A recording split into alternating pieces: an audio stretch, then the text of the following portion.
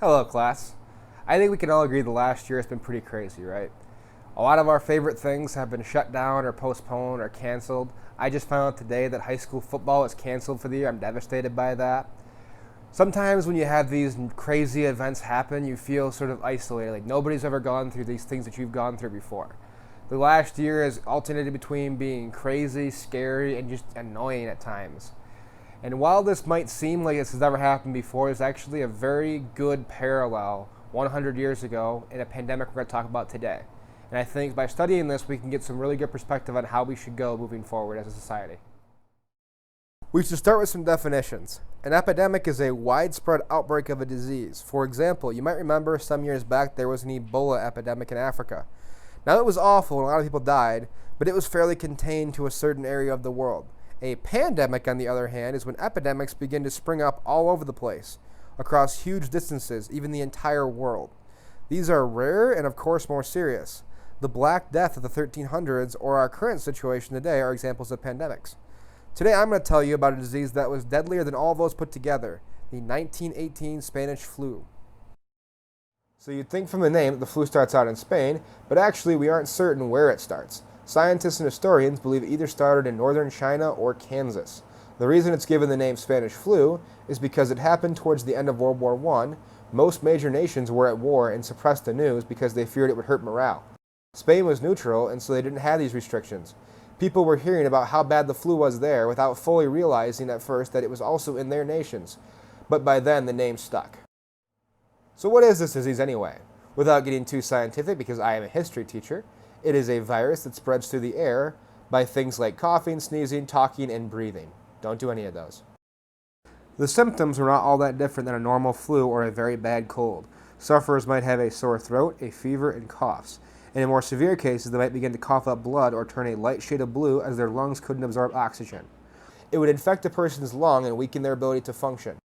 Eventually, this could cause them to suffocate or allow another infection like pneumonia to infect the lungs and cause death that way.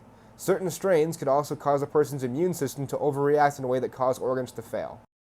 While normal talking and breathing might transmit the virus around 5 or 6 feet, a cough or a sneeze might send it much further. Here's a clip from Mythbusters to demonstrate. Adam takes a snort of snuff and a swig of food coloring.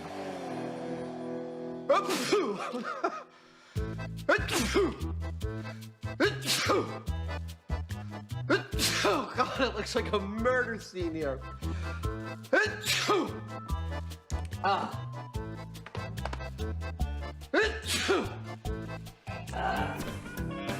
That time around, the sneeze went quite literally with flying colors.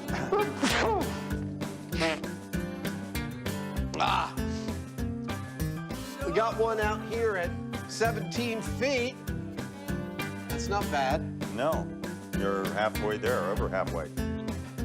But I think that's about it. I think that's about it. Yeah. I think I need to then try again. We're making modern art. That's gross. Some of the earliest outbreaks were in the trenches of World War I, which is not surprising. Soldiers are crammed together in very tight, dirty conditions for long periods of time. If one of you gets sick, all of you are getting sick. Whole field hospitals were filled up with sick soldiers. There were eventually conspiracy theories that the flu was some kind of weapon released by the Germans to win the war, but this was not true. The flu might have actually helped shorten the war by hitting the Central Powers, who were suffering food shortages due to a blockade, particularly hard. The pandemic didn't happen all at once. It came in a series of waves. The first wave was more like the usual flu, where it killed mostly the very old or very young. The second strain and onward was much worse, in part because it was hardest on young adults, who were usually able to fight off these kinds of sicknesses. There were third and fourth waves that kept people on edge for much of the next year. Across the world, businesses, schools, and other public events were either canceled or postponed. When they were not, safety measures like masks were mandatory, with some cities even fining or jailing people who refused to do so. Many Americans complained about these new rules and regulations, believing that being forced to do so violated their rights. There was an increase in awareness about unsanitary behaviors like public spitting and not washing your hands. Funerals in many places were not allowed for a time when many people were dying. Ports of some island nations closed down completely in an attempt to protect themselves from the sickness. Just for some perspective, over 500 million people came down with the Spanish flu, about 1 in 3 people on the planet at the time. In America alone, the flu killed over 675,000 people, making it deadlier than the Civil War in less than half the time. Worldwide, it killed at least 50 million people, or around what World War II did. This amounted to between 1 and 3% of the world population dying of the disease at the time. If you scale it up to modern populations, that would be like over 200 million people dying in about 2 years. Sometimes, when the level of death is so huge, it can be hard to wrap your mind around. So let's discuss just one near victim of the pandemic. In 1918, a 16-year-old Walt Disney came down with the flu and very nearly died.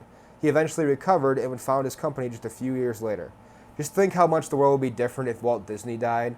Who would have ruined Star Wars now? So how does this whole thing end? Did we discover some kind of cure or a vaccine? Actually, no. To put it simply, the disease ran out of human fuel to burn through. After several waves, once people were infected and recovered, they were immune from ever gaining it again. The disease would have long-lasting effects on society. There would be a shortage of workers in some areas with so many young people dying all at once. Economies around the world were hit hard by the loss of productivity and trade. Millions of children would be orphaned. One of the things I find most interesting about the Spanish flu is it's not like the Black Death, where we believe that witches and ghosts and magic is causing all of this. By this time, we knew about germs, we knew about disease, but it didn't matter. You still had hundreds of millions of people get infected with this disease, and tens of millions of them died. You think that with all of our modern technology and science, we could fight against it, but in some ways, those were a disadvantage. So at this time, they had railway cars and steamboats that could go around the world faster than ever, and that helped spread the infection even faster than before. Now, we have planes where you can have one person come from America to China in a matter of hours. And it only takes one person to start a pandemic. So I think by studying this pandemic, you can get a perspective of where we are in terms of how bad things are. You can gain some lessons about how we should proceed going forward. And you can realize that you are not alone, that people have gone through this before and they've come out alive at the end of it. So for your homework, I want you all to create a political cartoon about the Spanish flu. Now this should be something that could be in a newspaper back in the 1920s. You are trying to either inform or persuade people at the time about the Spanish flu. Now they will not be graded on art, they will be graded on effort. So if I see you draw a stick figure and he has a mask on and he's saying, "I'm scared," that will not get a very good grade. If you take your time on it and make a really nice image that's very creative and thoughtful, that will be graded better. There's more details below. Just check the Google Doc down there for the rubric. Now thank you all students for your time. Have a great day. See you tomorrow. Can't wait to see these things.